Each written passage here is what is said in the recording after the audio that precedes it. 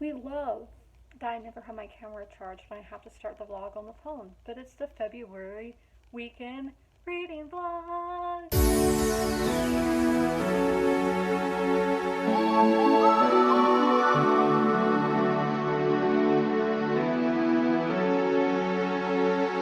Okay, hey guys, it's Izzy. I don't think I said that in my intro because I filmed it on my phone, which usually doesn't happen, but it's fine. So it's a weekend reading vlog. I did say that. So it is currently Saturday. I don't even know the date, February 13th at 3:42 p.m. Eastern Standard Time. So as y'all know, I read at 3, 6, and 9. So I just got done reading.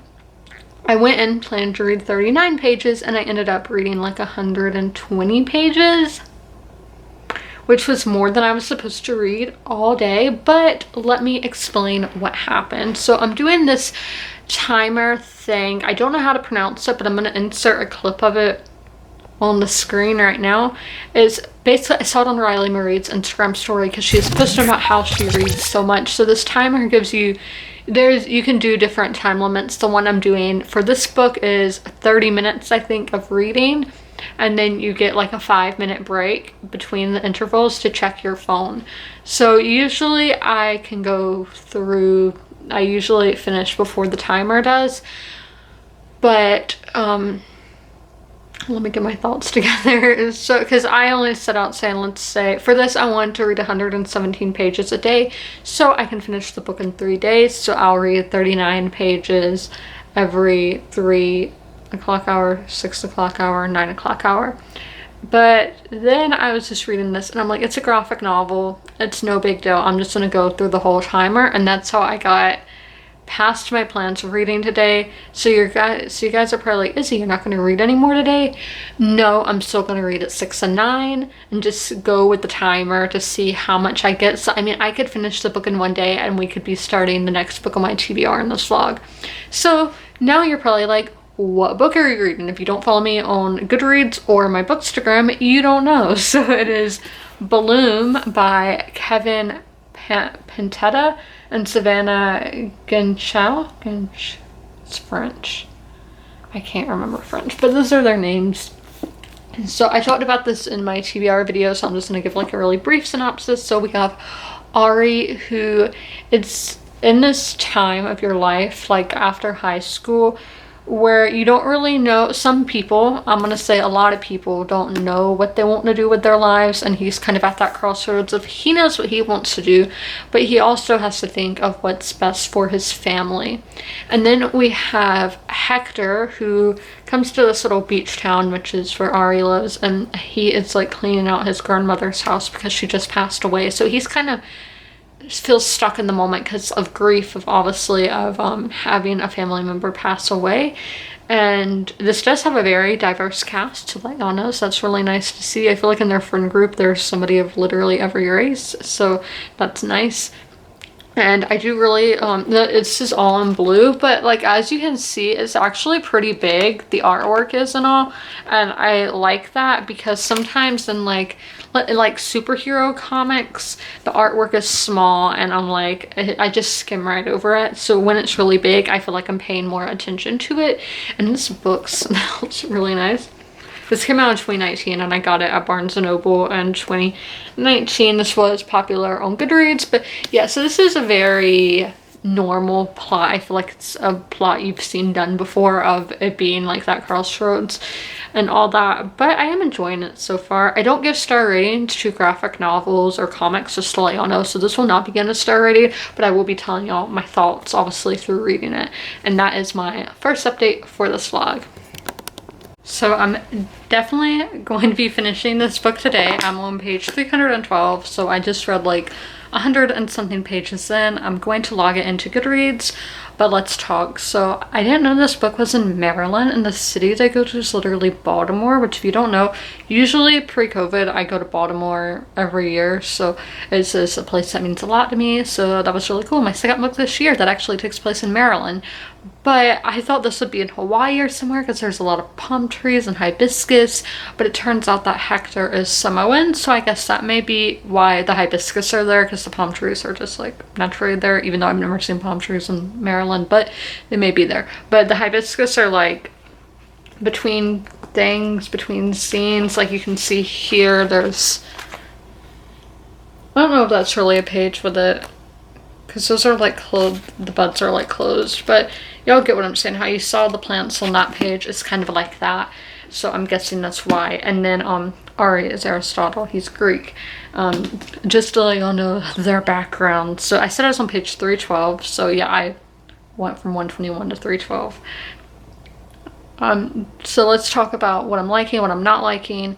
I think both the main characters are pretty moody. I think they're supposed to be, and only it's reading like YA. I don't know if this is actually YA. I would say it is, because the characters are like probably 18, 17 years old. You have to realize that most people are moody at that age. For me, it was more of like 14, 15, 16, like my mid-teens. That's how I was. And then in my late teens, I really chilled out. So I do think it's understandable in YA books when the characters are kind of annoying, because teenagers, to be honest, are annoying. So I say they're moody, not necessarily annoying, so it's not bothering me because I think they're supposed to be that way. But Jake and Hannah are my favorite characters, or the side characters, but I just really like them. I think they're cute and funny. But yeah, I do think the main characters are relatable in this book for teenagers to read. I mean, I'm 21, and I think they're relatable. So I do think they are well built, and I am at 84%. So yes, I will definitely be finishing this book in the 9 o'clock hour. And then, and this was not in my plans to finish this book all in one day. I originally scheduled to finish it in 3 days, but here I am being ahead of schedule. So this is, I'm currently halfway done with this month's TBR, so I only have 2 more books to read after this on my scheduled TBR, and then I'm just going to pick up a book that mood reading, which I think is going to be this book right here. I'm not saying the name. If y'all can read that, you will know. But I want to read something World War I, but the only World War I book I have is a prequel to a World War II book, so I have to read the World War II book first, which is that book. So that's kind of annoying that I have to do that, but what can you do? So please, if you write books, please write a World War I book, because it's a war that really fascinates me, because I feel like they were literally still charging on horses in that war, but also you have airplanes. Like, it's really just that, I think that time in history, the early 1900s, late 1800s, is just a really awkward time of going from the old world, and technically it's the modern world, but to me it's old.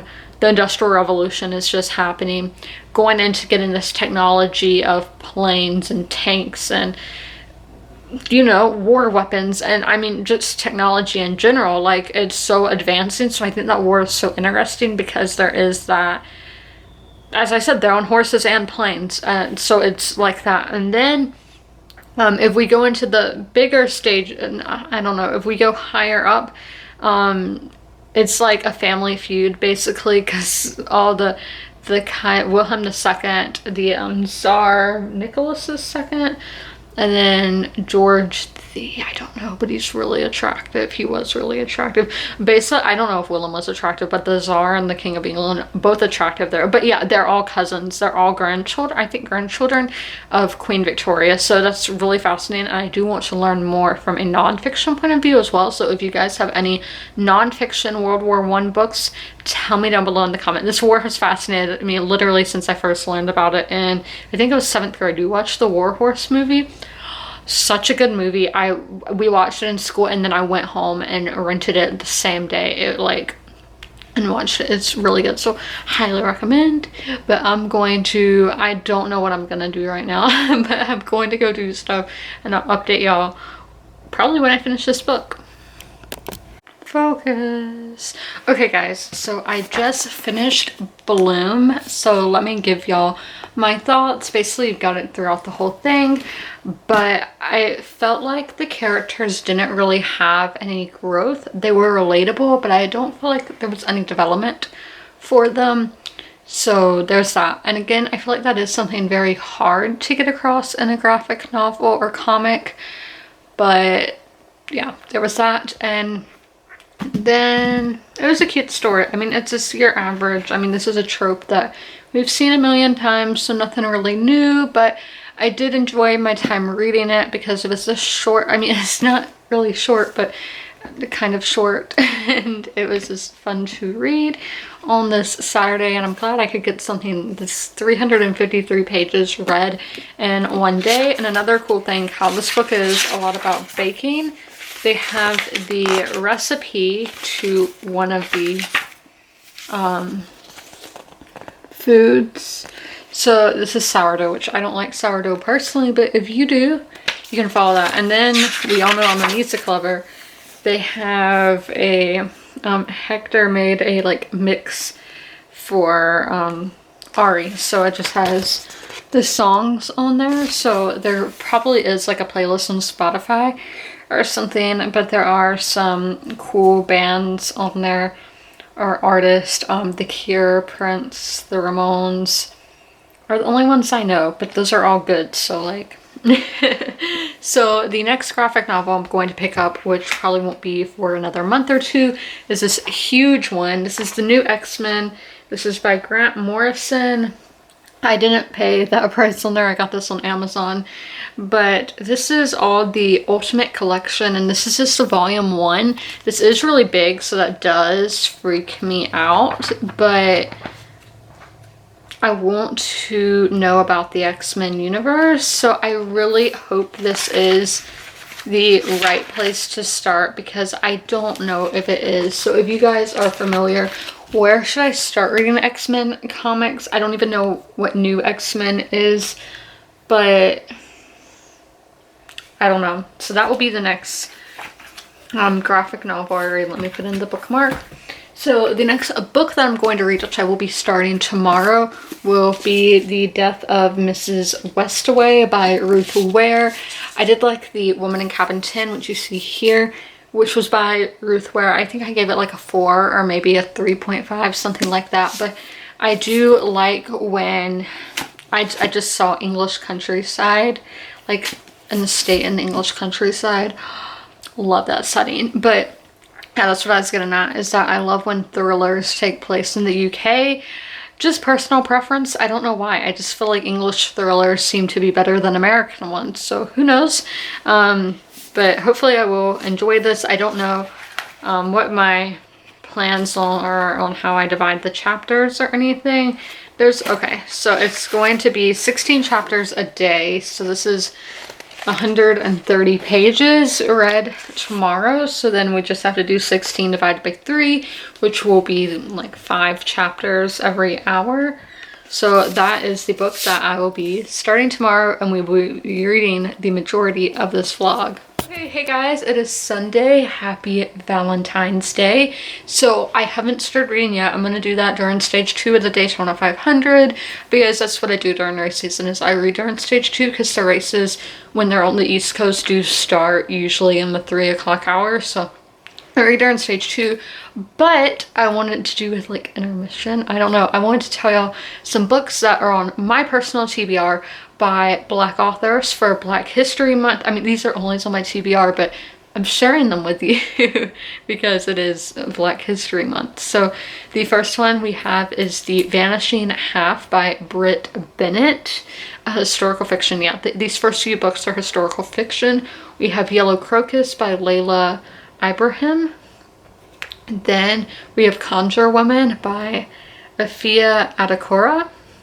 I really like that cover. A lot of these have really cool covers. So then we have Kentu by Jennifer Nansabaga Makumbi, and then an introduction by Erin Beatty. So there's that one. Then we have, I'm going to be reading this one next month, and this is She Would Be King by Wetu Moore. Then we have Fantasy. So The City We Became by N.K. Jemisin. Very popular author, I hope. That's one of her books right there, which is The Fifth Season by N.K. Jemisin. Then we have Children of Blood and Bone by Chomi Adeyemi, which was very popular. Then we have Contemporary with the Death of Vivek Oji by Awaki Emezi. Again, my apologies if I mispronounce anything. Then we have Luster by Raven Leilani. Then we have On the Come Up by Angie Thomas. Again, that's very popular and you can see it right there. We have Let Me Hear a Rhyme by Tiffany D. Jackson, and the lyrics, sorry, it's kind of blurry, by Malik 16 Sharif. Yes, this is one of my favorite covers. I really like that cover. So then this is a thriller, An American Marriage by Terari Jones. And then we have Romance with a Get a Life Chloe Brown by Talia Hibbert.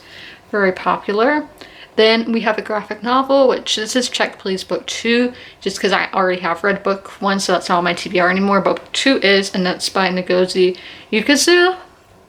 So those are all of them. So I highly recommend checking out any of those because those are books that I'm personally really excited for, and they're all by Black authors. So February would be a great month to pick it up because for Black History Month, and then they're all they sound like really good books. So pick them up anytime because, as I said, I will be reading She Would Be King.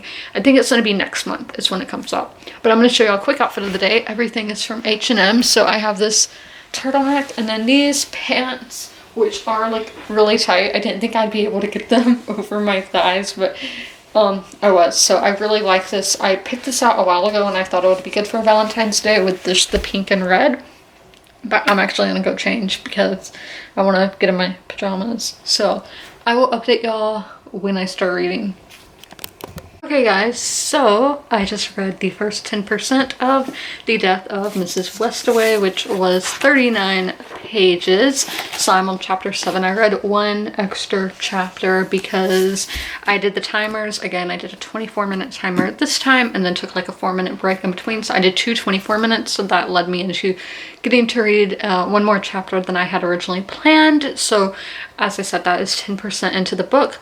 I'm just going to read the description of the book because there's one part that I'm kind of confused about because there's these parts where they're like, they're not, maybe diary entries or something because it's dated and it's not a chapter. It comes between chapters every so often. I'm not sure who's writing that. And then we have our chapters that are Hal, the main character's perspective. So the synopsis is really short. So shout out if you saw your name on there. Goodreads friends. Okay. On a day that begins like any other day, Hal receives a mysterious letter bequeathing her a substantial inheritance. She realizes very quickly that the letter was sent to the wrong person, but also that the cold reading skills she honed as a tarot card reader might help her claim the money. Soon Hal finds herself at the funeral of the deceased, where it dawns on her that there is something very wrong about this strange situation and the inheritance at the center of it. So yeah, very fascinating. I talked about before, I liked Ruth Ware's last book, and I told you I gave it like a 3.5 or a 4. I actually gave it a 5-star. So it was a long time ago, like 3 years ago when I read it, but I did enjoy it. So I really like her. She's an autobi author for me, so that's why I have this book. And I got it. Did I buy it used? I think I got it used. I highly suggest thrift books. And yeah, you can get books for like $1. It's very helpful. On Amazon, you can do thrift books as well. If you go to the used copies, some will come through thrift books and just come through like thrift stores or anything in general. If you go to the used on Amazon, that's how I get a lot of my books. So we're actually about to watch a movie, one of my favorite movies, which is 1917. This will be my first rewatch of it because it is a fairly new movie. It's the best movie I've ever seen. I'm not saying it's my favorite, but it is the best. It's so well done. The cinematography is what I think is so good about it. The camera work, it's a one-shot film, which I don't think I'd ever seen anything one-shot before, but this one is like that, and it's so good. And then the score, like I only say soundtrack, but I think for movies it's called a movie score, is amazing. Like I love it. That's for me.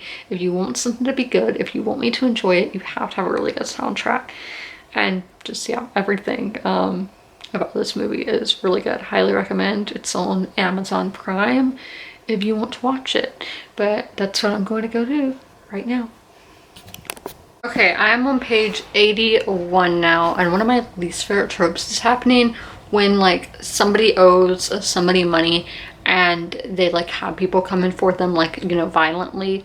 I just don't like that. I feel like it's overused in a lot of books that I read. So 81, let's see, what percent is that? That is 22%. So I am on chapter 11 now, and I'll get to that in the 9 o'clock hour. But yes, we did watch 1917. Very good. I never realized that movie, how many times that movie says the F word, but it is rated R. So yeah, I enjoyed myself. I'm probably gonna go like eat Cheetos now because they're my fuel in life. Okay, so I just got done reading for the day. I'm on chapter 17, which is page 131, and I'm about to see what percent that is. So that is 35%, so I got to where I wanted to get to today. Right now, this is a 3-star, but I'm sure with thrillers, once the stuff starts happening, it will go up. But, I mean, I feel like 35% is like a long way, like, in. I don't know, though. But, the vibes I'm getting are The Third Heiress. I don't remember who wrote that, but I read that last year. I'm getting those kind of vibes. And then it's one of these classics, the one with Mrs. Havisham, Miss Havisham. I don't remember. I don't know if that was Great Expectations or Wuthering Heights. One of those, because we watched the movie in school. I'm getting those kind of vibes from The Estate. Like, I mean, just look at the front. So those are the vibes I'm getting.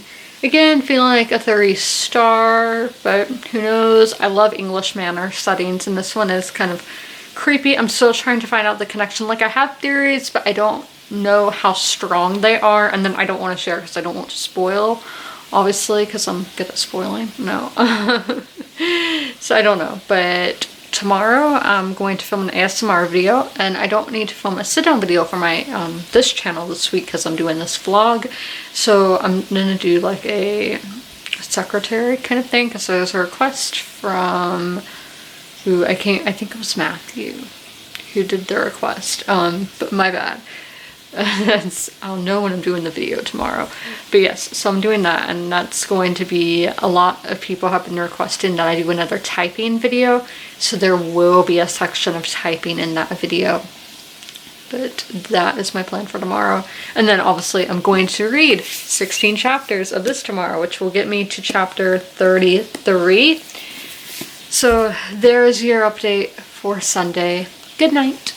It is Monday the 15th. Is that what it is? Yeah, at 5:20 p.m. Eastern Standard Time. So this is actually going to be the end of the vlog. I don't really feel like reading today. Probably because I read like 500 pages over the weekend. No, I don't think it was actually over 500, but it was getting there.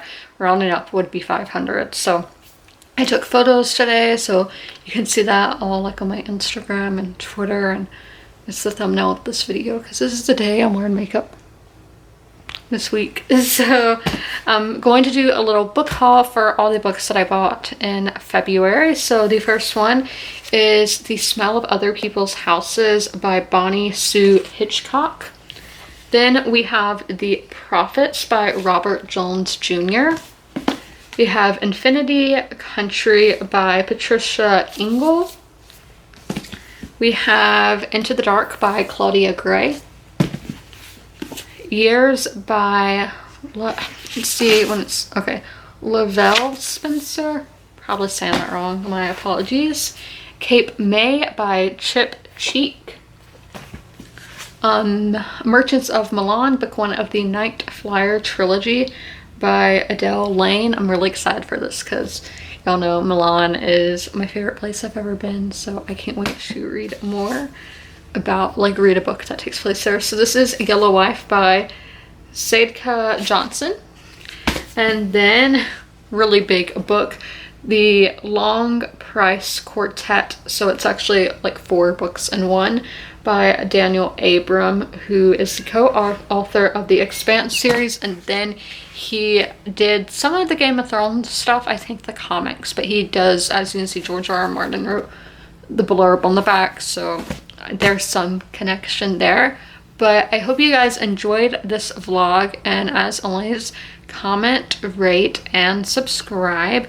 And remember to ring that notification bell if you want to be one of the first to know when I upload a video on this channel. But I will see you next week with a brand new video right here.